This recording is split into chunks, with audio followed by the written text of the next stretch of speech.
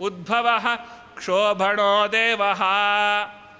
ಉದ್ಭವ ಅನ್ನೋ ಶಬ್ದವನ್ನು ಸಹಸ್ರನಾಮದಲ್ಲಿ ಪಡಿಸ್ತಕ್ಕಂಥವರಾಗಿದ್ದೇವೆ. ಉದ್ಭವ ಅನ್ನರ್ಥ ಏನು ಅಂದರೆ, ಈಗೆಲ್ಲ ಹೇಳಬೇಕಾದ್ರೆ ಹೇಳ್ತೀವಿ, ನಮ್ಮೂರೊಂದು ಪ್ರಾಣದೇವರಿದ್ದಾರೆ, ಉದ್ಭವ ಪ್ರಾಣದೇವರು ಅಂತ. ಏನು ಉದ್ಭವ ಪ್ರಾಣದೇವರು ಅಂದರೆ? ಯಾರೋ ಕೂಡು ಬಂದು ಕೆತ್ತಿಲ್ಲ ಅಂತ, ಶಿಲ್ಪಿ ಬಂದು ಹಿಡಿದು ಕೆತ್ತಿ ಅದಲ್ಲ, ಸ್ವಯಂ ವ್ಯಕ್ತ ಅಂತ ಏನು ಕರಿತೇವಲ್ವ, ಪಾಷಾಣದಿಂದ ತಾನೇ ಆ ಮೂರ್ತಿ ಹೊರಗೆ ಬಂದರೆ ಅದನ್ನು ಉದ್ಭವ ಪ್ರಾಣದೇವರು, ಸ್ವಯಂ ವ್ಯಕ್ತ ಪ್ರಾಣದೇವರು ಅಂತ ಕರಿತೇವೆ. ಹಾಗಾಗಿ ಇವನಿಗೆ ಹೇಳಿದ್ರು ಉದ್ಭವ. ಉದ್ಭವ ಅಂದ್ರೆ ಅರ್ಥ ಏನು? ನೀನು ಯಾರಿಂದಲೂ ಹುಟ್ಟಿದವನಲ್ಲ, ಸ್ವಯಂ ನೀನು ಪ್ರಕಟನಾದವನು ಅಂತ. ನಿನಗೆ ಯಾರೂ ಕಾರಣ ಅಲ್ಲ, ನಿನಗೆ ಯಾರು ಹುಟ್ಟಿಸುವಂತಹ ತಂದೆತಾಯಿಗಳಿಲ್ಲ. ಅದರಿಂದಲೇ ನೀನು ಉದ್ಭವ. ಕೂರ್ಮಾವತಾರನಾಗಿದ್ದಾಗ ನಿನಗೆ ಯಾರು ತಂದೆತಾಯಿ? ನರಸಿಂಹಾವತಾರದಲ್ಲೂ ಸ್ಪಷ್ಟ, ವರಾಹ ರೂಪಿಯಾದಾಗೂ ಸ್ಪಷ್ಟ. ಹಾಗಾಗಿ ನೀನು ಉದ್ಭವ. ಹಾಗಾಗಿ ಭಗವಂತನು ಕಾರಣಶೂನ್ಯ, ಅರ್ಥಾತ್ ಅವನಿಗೆ ಯಾರೂ ಉತ್ಪಾದಕರಿಲ್ಲ, ಅವನನ್ನು ಯಾರೂ ಉತ್ಪತ್ತಿ ಮಾಡಿಲ್ಲ. ಹಾಗಾಗಿ ಅವನು ಉದ್ಭವ. ಅಥವಾ ಉತ್ ಅಂದರೆ ಉತ್ಕೃಷ್ಟ, ಉತ್ಕೃಷ್ಟವಾಗಿರೋ ವಸ್ತುಗಳು. ಯಾವುದ್ಯಾವುದು ಜಗತ್ತಲ್ಲಿ ಅತ್ಯದ್ಭುತವಾಗಿದೆಯೋ ಅದೆಲ್ಲವೂ ಕೂಡ ಯಾರಿಂದ ಬಂತೋ ಅವನು ನೀನು ಉದ್ಭವ. ಇಡೀ ಜಗತ್ತನ್ನು ಸೃಷ್ಟಿ ಮಾಡಿದವನು ನೀನು, ಜಗಜ್ಜನ್ಮಾದಿ ಕಾರಣ. ಅದನ್ನೇ ಹೇಳಿದರು ವಿಷ್ಣು ಸಹಸ್ರನಾಮದಲ್ಲಿ, ಉದ್ಭವ ಕ್ಷೋಭಣೋ ದೇವ. ಹಾಗಾಗಿ ಉದ್ಭವ, ಉದುಭವ, ಈರೇಳು ಭುವನ ಸಾಗರದೊಡೆಯ. ಈ 7 ಸಾಗರ ಮತ್ತು 7 ಭೂಮಿ, ಅರ್ಥಾತ್ 7 ದ್ವೀಪಗಳು, ಇದೆಲ್ಲದಕ್ಕೂ ನಿಯಾಮಕ, ಒಡೆಯ, ಜಗದೊಡೆಯ, ಜಗನ್ನಾಥ ಅಂತ ಹೇಳ್ತಾ ಇದ್ದಾರೆ. ಈರೇಳು ಭುವನ ಸಾಗರದೊಡೆಯ. ಹಾಗಾಗಿಯೇ ಯೋಚನೆ ಮಾಡಿ, ಈರೇಳು ಭುವನ ಸಾಗರದೊಡೆಯ ಅನ್ನೋದ್ರ ಶಬ್ದದಿಂದಲೇ ಜಗನ್ನಾಥ ಅಂತ ಹೇಳ್ತಾ ಇದ್ದಾರೆ. ಹಾಗಾಗಿಯೇ ಜಗನ್ನಾಥ ವಿಠ್ಠಲದಾಸರು ಹರಿಕಥಾಮೃತ ಸಾರ ಮಾಡಬೇಕಾದರೆ ಮಂಗಳ ಪದ್ಯದಲ್ಲಿ ನರಸಿಂಹದೇವರ ಸ್ತೋತ್ರ ಯಾಕೆ ಮಾಡಿದರು ಅಂತಂದರೆ, ಜಗನ್ನಾಥ ಯಾರೂ ಅಲ್ಲ, ಜಗನ್ನಾಥ ಅಂದರೆ ಸ್ವರೂಪದಲ್ಲಿ ನರಸಿಂಹದೇವರನ್ನು ಆರಾಧನೆ ಮಾಡುವವರು ಜಗನ್ನಾಥರು ಅಂತ. ಯಾಕೆ? ಪ್ರಹ್ಲಾದರ ಅವರ ಬಗ್ಗೆ ಹೇಳಬೇಕಾದ್ರೆ ಹೇಳ್ತಾರೆ, ಈ ಭಾಗವತದಲ್ಲಿ ಬರುತ್ತೆ 4 ಜನ ತಮ್ಮಂದರು ಅಂತ. ಅದರಲ್ಲಿ ಪ್ರಹ್ಲಾದ ಅನ್ನುವವರೇ ಮುಂದೆ ಜಗನ್ನಾಥದಾಸರಾದರಿಂದಾಗಿ ಪ್ರಹ್ಲಾದರಾಜರು ಆ ಕಾಲದಲ್ಲಿ ಏನು ನರಸಿಂಹದೇವರ ಪ್ರಾದುರ್ಭಾವ ಮಾಡಿಸಿ ಹಿರಣ್ಯಕಶಿಪುವಿನ ಸಂಹಾರ ಮಾಡಿಸಿದರೋ ಅದಿಷ್ಟನ್ನೂ ಕಣ್ಣಾರೆ ಕಂಡಂತಹ ಒಬ್ಬ ಸಚ್ಚೇತನ ಅಂದರೆ ಜಗನ್ನಾಥದಾಸರು. ಹಾಗಾಗಿ ಅವರ ಅಂತರ್ಯಾಮಿಯಾದಂತಹ ಜಗನ್ನಾಥನಾದಂತಹ ನರಸಿಂಹದೇವರನ್ನು ಹರಿಕಥಾಮೃತ ಸಾರದಲ್ಲಿ ಮೊದಲು ಸ್ತೋತ್ರ ಮಾಡ್ತಾ ಇದ್ದಾರೆ. ಇವತ್ತಿಗೆ ಹರಿಕಥಾಮೃತ ಸಾರದ ಪ್ರಿಂಟ್ ಮಾಡೋರೆಲ್ಲ ನರಸಿಂಹದೇವರನ್ನೇ ಮೊದಲಿಗೆ ಇಟ್ಟಿರ್ತಾರೆ. ಯಾಕೆ ಅಂದರೆ ಜಗನ್ನಾಥ ಅವನೇ.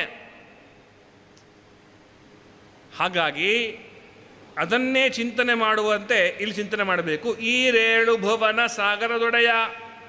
ಹಾಗೆ ಆ ರೌದ್ರನಾಮ ಕನ್ನಡದಲ್ಲಿ ಹೇಳುವಾಗ ಆ ರೌದ್ರನಾಮ ಅಂತ ಹೇಳಿಬಿಡ್ತೇವೆ. ಆದರೆ ಇಲ್ಲಿ ಅ ಅನ್ನೋದನ್ನು ಸಂಗೀತ ಅಥವಾ ಸಾಹಿತ್ಯದ ದೃಷ್ಟಿಕೋನವಿಲ್ಲದೆ ಹಾಡುವಾಗ ಆ ಅಂತ ಹೇಳಿ ತಪ್ಪಲ್ಲ. ಆದರೆ ಅರ್ಥಾನುಸಂಧಾನ ಮಾಡಿಕೊಳ್ಳಬೇಕಾದರೆ ಅದನ್ನು ಆರೌದ್ರ ಅಂತ ಮಾಡಿಕೊಳ್ಳಬಾರದು, ಅರೌದ್ರನಾಮ. ಯಾಕೆ ಆಚಾರ್ಯ ಹೀಗೆ ಹೇಳ್ತೀರಿ ಅಂತ ಕೇಳ್ಬೋದು ನೀವು. ನೋಡ್ರಿ, ಈ ಸುಳಾದಿಯಲ್ಲಿ ಅನೇಕ ಕಡೆ ಅವರು ಹೇಳುವಾಗ ವಿಷ್ಣು ಸಹಸ್ರನಾಮದ ಶಬ್ದಗಳನ್ನು ಉಲ್ಲೇಖ ಮಾಡ್ತಾ ಇದ್ದಾರೆ. ಒಂದು ಉದ್ಭವ ಅಂತ ಬಂತು, ಇನ್ನೊಂದು ಅರೌದ್ರನಾಮ ಇಲ್ಲಿ, ಇನ್ನೊಂದು ಯುಗಾಧಿಕೃತ ನಾಮ. ಇದೆಲ್ಲವೂ ಕೂಡ ವಿಷ್ಣು ಸಹಸ್ರನಾಮದಲ್ಲಿ ಬರುವಂತಹ ಒಂದೊಂದು ಗುಣವಾಚಕ ಶಬ್ದಗಳು. ಅರೌದ್ರ ಕುಂಡಲಿ ಚಕ್ರಿ ಅನ್ನುವಲ್ಲಿ ಈ ಅರೌದ್ರ ಎಂಬುವ ಪದ ಬಂದಿದೆ. ಹಾಗಾಗಿ ಜಸ್ಟಿಫಿಕೇಶನ್ ಮಾಡಿಕೊಡ್ತಾ ಇದ್ದಾರೆ, ಭಗವಂತ ಕ್ರೂರನಲ್ಲ. ನಾವು ತಪ್ಪು ತಿಳಿಬಾರ್ದು. ನರಸಿಂಹದೇವರು ಎಂದಿಗೂ ಕೂಡ ಕೆಟ್ಟವರಿಗೆ ಮಾತ್ರ ಕೆಡುಕನ್ನು ಕೊಡ್ತಾರೆ ಹೊರತಾಗಿ ಅವನು ಒಳ್ಳೆಯವರಿಗೆ ಕೆಡುಕನ್ನು ಮಾಡೋಲ್ಲ. ಹಾಗಾಗಿಯೇ ಅರೌದ್ರ ರೌದ್ರ ಸ್ವರೂಪನಲ್ಲ ಭಗವಂತ. ವಿಷ್ಣು ಸಹಸ್ರನಾಮದಲ್ಲೇ ಕೃಷ್ಣನನ್ನು ಮುಂದಿಟ್ಟುಕೊಂಡು ಭೀಷ್ಮಾಚಾರ್ಯರು ಹೇಳ್ತಾರೆ, ಹೇ ಸ್ವಾಮಿ, ನೀನೆಂದು ಕ್ರುದ್ಧನಾಗಿದ್ದೀಯಾ, ನೀನೆಂದು ರೌದ್ರನಾಗಿದ್ದೀಯಾ, ಎಂದಿಗೂ ನಿನ್ನ ಸ್ವರೂಪ ರೌದ್ರ ಸ್ವರೂಪವಲ್ಲ. ಅರೌದ್ರ ಕುಂಡಲಿ ಚಕ್ರಿ ಅಂತ ಸ್ತೋತ್ರ ಮಾಡಿದ್ದಾರೆ. ಅದನ್ನು ನೆನಪಿಸಿಕೊಟ್ಟು ಇಲ್ಲಿ ಹೇಳ್ತಾ ಇದ್ದಾರೆ ಗುರುಗಳು. ವಿಜಯದಾಸರ್ಯರು ಹೇಳ್ತಾರೆ, ಅರೌದ್ರ ನಾಮ ವಿಜಯ ವಿಠಲ. ವಿಜಯ ಅರ್ಥಾತ್ ಇದು ವಿಷ್ಣು ಸಹಸ್ರನಾಮದಲ್ಲಿ ಬರುವಂಥ ಹೆಸರು. ವಿಜಯ ಅಂದರೆ ವಿಶಿಷ್ಟ ಜಯವುಳ್ಳಂತಹವನು ಅಂತ. ಎಂದಿಗೂ ಅವನಿಗೆ ಯಾವುದೇ ಒಂದು ಕಾರ್ಯದಲ್ಲಿ ಅಡಚಣೆ ಬರೋದಿಲ್ಲ ಭಗವಂತನಿಗೆ. ಅದರಿಂದಲೇ ಅವನಿಗೆ ವಿಜಯ ವಿಠಲ ಅಂತ ಹೆಸರು. ಹಾಗಾಗಿ ಅರೌದ್ರನಾಮ ಶಾಂತ ಸ್ವರೂಪ ಅಂತ. ನರಸಿಂಹದೇವರದ್ದು ಒಂದು ರೂಪ ಇದೆ, ಶಾಂತ ನರಸಿಂಹ ಅಂತ. ಅದು ಅರೌದ್ರ ರೂಪ. ಆ ಅರೌದ್ರನಾಮ ಅಂತ ಅದಕ್ಕೆ ಕರೆದದ್ದು. ನೋಡಿ ವೈಚಿತ್ರ್ಯ. ಬ್ರಹ್ಮಾದಿ ದೇವತೆಗಳು ಭಗವಂತನನ್ನು ನೋಡಿ ಹೆದರಿದರು. ಲಕ್ಷ್ಮೀದೇವಿ ಪ್ರಹ್ಲಾದರಾಜರಿಗೆ ಮುಂದೆ ಹೋಗು ಅಂತ ಹೇಳಿದರು. ಪ್ರಹ್ಲಾದರಾಜರು ಸ್ತೋತ್ರ ಮಾಡಿದರು ಅಂತ ಭಾಗವತದಲ್ಲಿ ಬರುತ್ತೆ. ಇದನ್ನು ಯಥಾವತ್ತಾಗಿ ನಂಬಿಟ್ರೆ ಅಷ್ಟೇ ಕೃಷ್ಣಾರ್ಪಣ.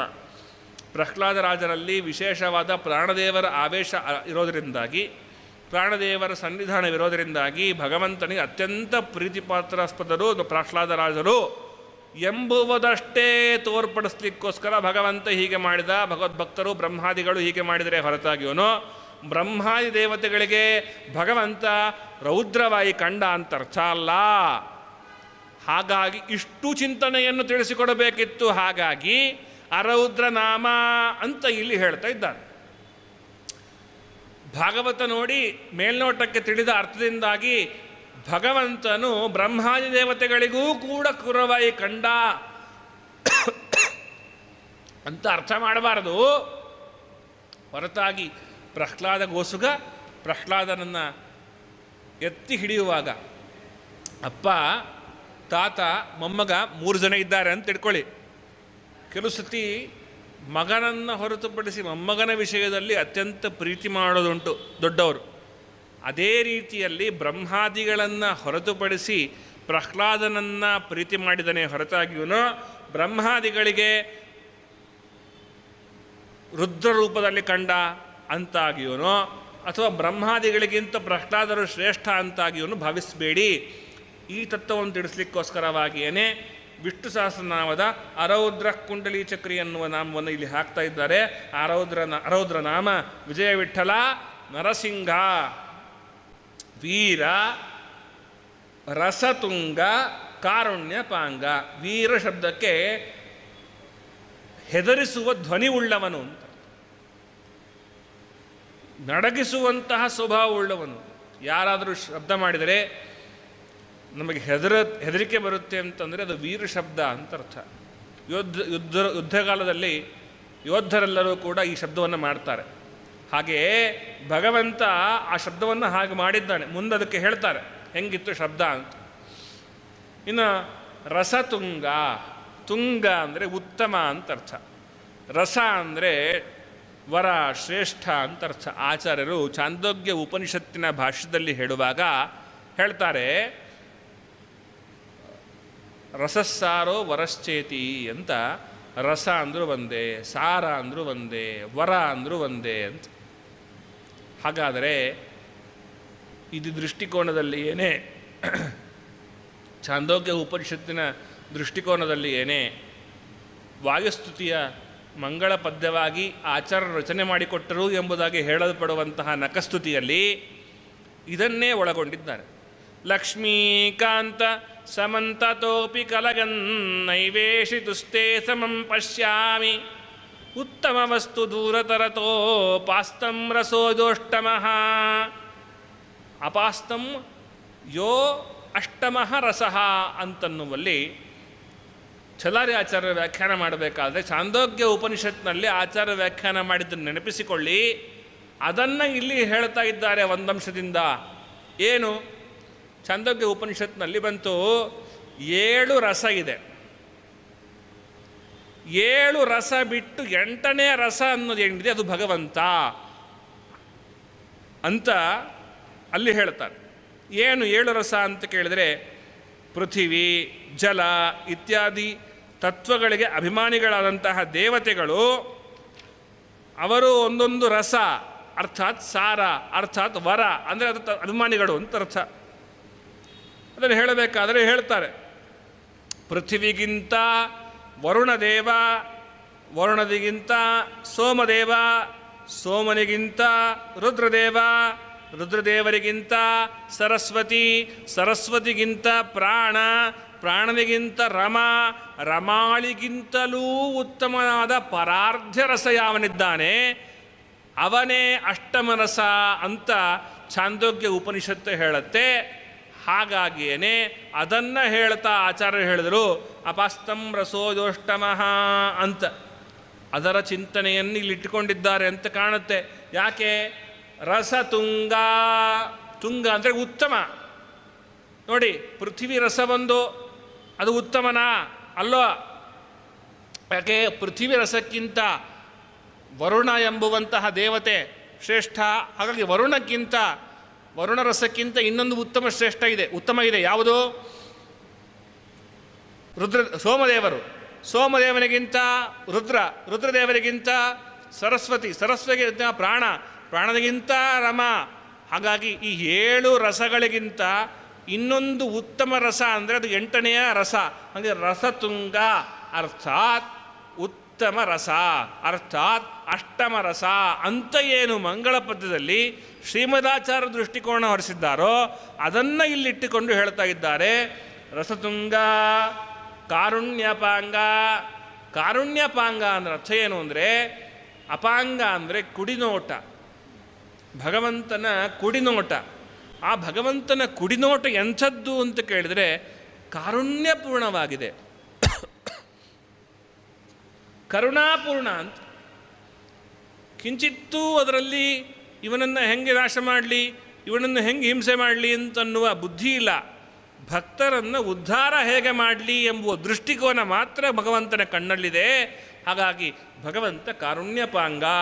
ವೀರಸಿಂಹನೇ, ನಾರಸಿಂಹನೇ, ದಯಾಪಾರವಾರನೇ, ಭಯ ನಿವಾರಣ, ನಿರ್ಗುಣ, ಸಾರಿದವರ ಸಂಸಾರ ವೃಕ್ಷದ ಮೂಲ ಬೇರು ಅರಸಿ ಕೀಳುವ ಬಿರುದು, ಭಯಂಕರ, ಘೋರಾವತಾರ, ಕರಾಳವದನ, ಅಘೋರ, ದುರಿತ ಸಂಹಾರ, ಮಾಯಾಕಾರ, ಕ್ರೂರ ದೈತ್ಯರ ಶೋಕ ಕಾರಣ, ಉದ್ಭವ, ಈರೇಳು ಭುವನ ಸಾಗರದೊಡೆಯ, ಅರೌದ್ರ ನಾಮ, ವಿಜಯ ವಿಠಲ, ನಾರಸಿಂಹ, ವೀರ ರಸತುಂಗ, ಕಾರುಣ್ಯಪಾಂಗ ಎಂಬುವ ಶಬ್ದಗಳಿಂದಾಗಿ ಭಗವಂತನ ಸ್ತೋತ್ರವನ್ನು ಮಾಡ್ತಾ ಇದ್ದಾರೆ. ಇನ್ನು ಮುಂದೆ ಮಗುವಿನ ರಕ್ಕಸನು ಎಂಬುದಾಗಿ ಭಾಗವತ ಇತ್ಯಾದಿ ಪುರಾಣಗಳಲ್ಲಿ ಏನೊಂದು ಆ ದುಷ್ಟ ಹಿರಣ್ಯಕಶಿಪು ಪ್ರಹ್ಲಾದರಾಜರಿಗೆ ಕಷ್ಟವನ್ನು ಕೊಟ್ಟನೋ ಅದಿಷ್ಟು ಕಷ್ಟಗಳ ಸಂಗ್ರಹವನ್ನು ಮಾಡ್ತಾ ಇದ್ದಾರೆ.